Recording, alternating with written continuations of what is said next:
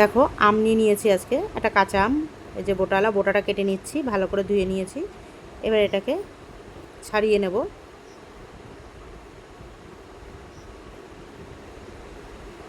ছাড়ানো আমার হয়ে গেছে।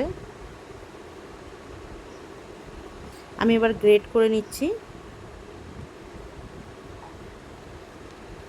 আমটা এত টক, আমার এই একটা আম দিয়ে একটা রেসিপি তো কমপ্লিট, পুরো আরেকটাও কমপ্লিট হয়ে যাবে। আম কিন্তু আমার করা হয়ে গেছে, গ্রেট করা। এবার আলু সেদ্ধ করে আলুটাকে আমি গ্রেট করে নিচ্ছি, মানে মেশিং দিয়ে। এইভাবে করলে কি মানে ডুমোটা থাকে না, পুরোটাই একদম ম্যাশ হয়ে যায়। এই যে দেখো, কড়াইতে আমি তেল দিয়ে আগেই বসিয়ে দিয়েছি, কড়াই আমার গরমও হয়ে গেছে তেল। এবার দিয়ে দিলাম 5 ফোড়ন,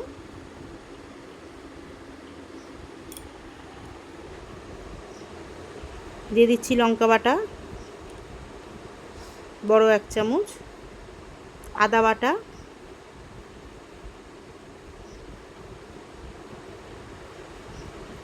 বুঝতেই পারছো তোমরা আম দেখে, আম দিয়েই রেসিপি হবে।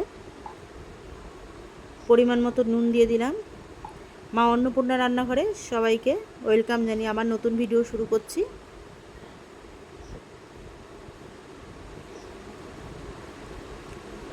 দিয়ে দিলাম একটু চিনি, 1 চামচ। পরিমাণ মতো নুন, পরিমাণ মতো চিনিও দিয়ে দিয়েছি ব্যালেন্সটা ঠিক করার জন্য। দিয়ে দিচ্ছি এবার গ্রেট করে রাখা আমটা। আমটা কিছুটা চিপড়ি আমি জলটা একটু ফেলে দিয়েছি।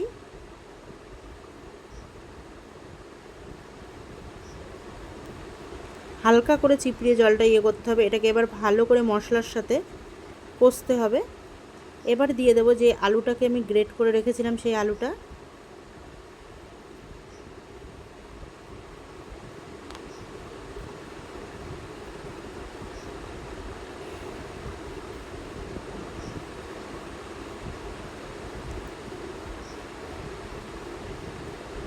আমার কিন্তু পুরটা তৈরি হয়ে যাচ্ছে দেখো।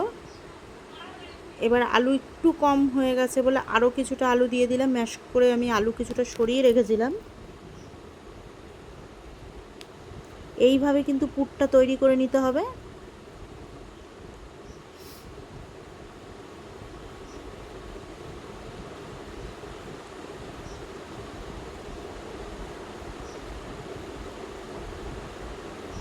এবার দিয়ে দেবো ধনেপাতা কুচি। দেখো পুরো দেখতে পাচ্ছ কড়াইয়ের সঙ্গে একটু লেগে নেই, মানে হয়ে যাচ্ছে, তখন বুঝতে হবে যে এটা মোটামুটি হয়ে গেছে। আরও ভালো করে কিছুক্ষণ নেড়ে নেব।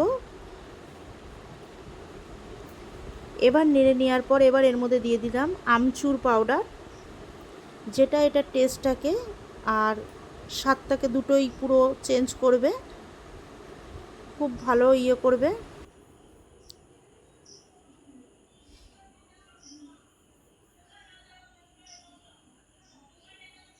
কড়াই থেকে দেখো কেমন উঠে আসছে,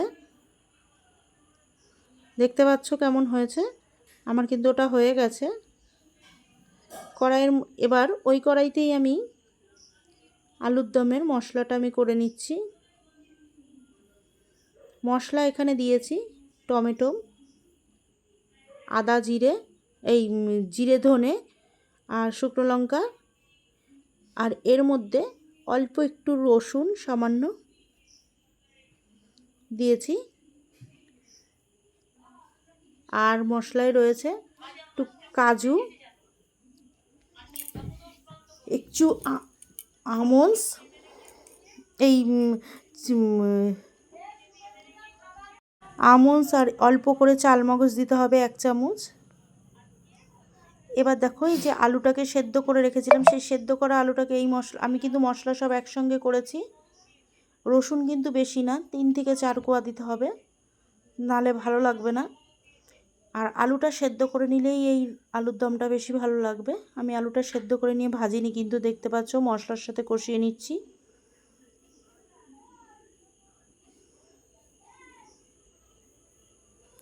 এবার দিয়ে দেবো টক দই।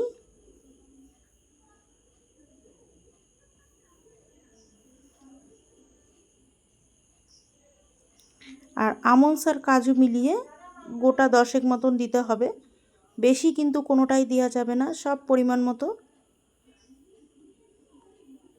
মশলা থেকে দেখো তেল ছাড়ার পর আমি এর মধ্যে জল দিয়ে দিলাম, কারণ আলুটা যেহেতু আগেই আমার সেদ্ধ করা, আলুটা বেশিক্ষণ আমি ভাজলাম না।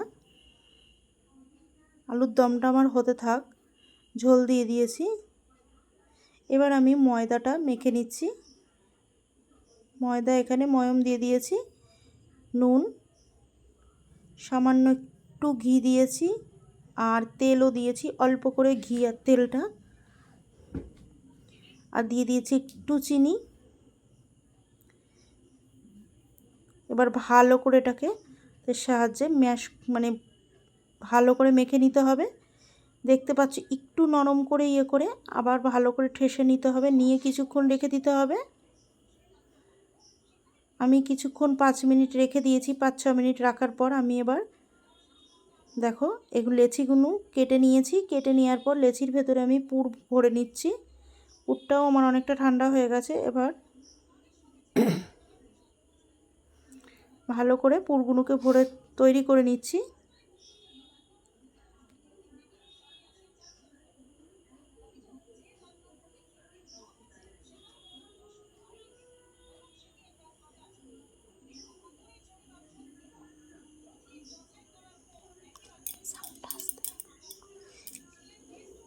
এটা হচ্ছে আমের রাধা পল্লবী করছি। দেখো রাধা পল্লবী তো আমরা দিয়ে খাই, মাসকলাইয়ের ডালের দিয়ে, কিন্তু এইভাবে খেয়েছো কিনা জানি না, কেউ আমের কচুরিও বলতে পারো, কিন্তু এটা আমি রাধা পল্লবীর ইয়েতেই করেছি, সেই জন্য এটাকে আমের রাধা পল্লবী বলছি। দেখতে পাচ্ছ আমার পুরগুলো কিন্তু ভরা হয়ে গেছে লেচির মধ্যে। এবার একটুখানি রেখেছি আমি, জানি আলুর দমটার মধ্যে আমি দিতে পারি। এর মধ্যে কিন্তু বেশি দেয়া যাবে না, যেহেতু টক দই দেওয়া হয়েছে, টমেটো দেওয়া হয়েছে, সেই কারণে আমের যে পুরটা রয়েছে অল্প একটু তার আগে আমি 1 চামচ দিয়েছি, আর এখন দিলাম। দেখো আমার আলুগুলো কীরম গলেছে। আমার কিন্তু আলুর দমটা প্রায় কমপ্লিট হয়ে গেছে। এবার এর মধ্যে দিয়ে দেব একটু মশলা। দেখো তেল কত সুন্দর হয়েছে।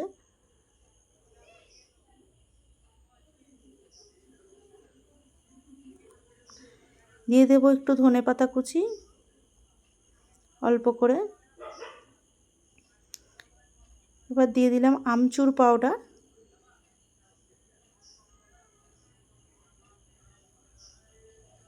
ম্যাঙ্গো আলুর দমও আমার কমপ্লিট, আর আমের রাধা পল্লবীও আমার লেচি করা হয়ে গেছে। এখন আমি এটা বানিয়ে নেব চটপট। তো চলো, ভিডিওটা ভালো লাগলে লাইক আর কমেন্ট করে জানিও কেমন লাগলো, আর বাড়িতে একবার বানিয়ে অবশ্যই আমাকে জানিও কেমন লাগলো খেতে। আর একটু সাবস্ক্রাইব করে দাও, আর ফলো করে দাও। তোমরা যদি পাশে না থাকো আমি এগোতে পারবো না, প্লিজ রিকোয়েস্ট করলাম। তোমাদের সহযোগিতায় আমি এগোতে পারবো, আগামী পথগুলো চলতে পারবো। এরকম নতুন নতুন ভিডিও পাওয়ার জন্য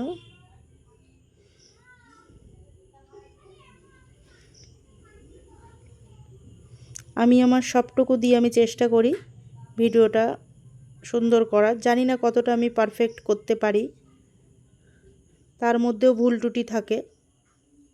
তো এই ভুল ত্রুটিটা আমাকে মার্জনা করে আমাকে একটু পথ চলার জন্য একটু সহযোগিতা করো, প্লিজ প্লিজ প্লিজ। আমার গুরুজন যারা আছো, আমার ছোট ভাই বোনেরা যারা আছো, প্লিজ আমাকে একটু সাপোর্ট করো। তো দেখো লেচিগুলো আমি করে নিচ্ছি এইভাবে।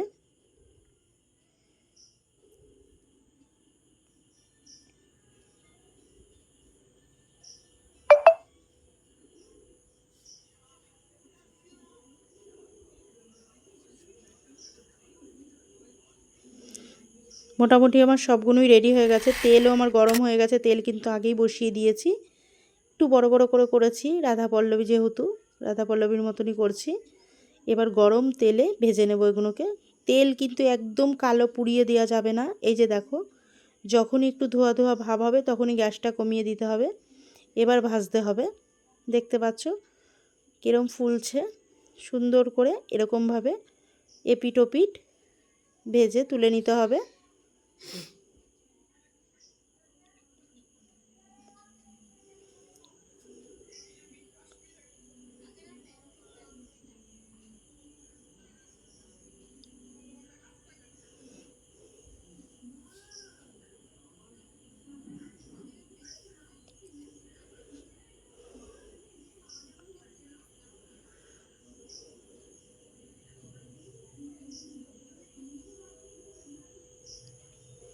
এটাও আমার ভাজা হয়ে গেছে, তুলে নিচ্ছি। ওই ফুটোটা দেখে ভেবো না ওটা ইয়ের জন্য হয়েছে, তাতে কোনো সমস্যা হবে না, টেস্টের কিন্তু কোনো হবে না।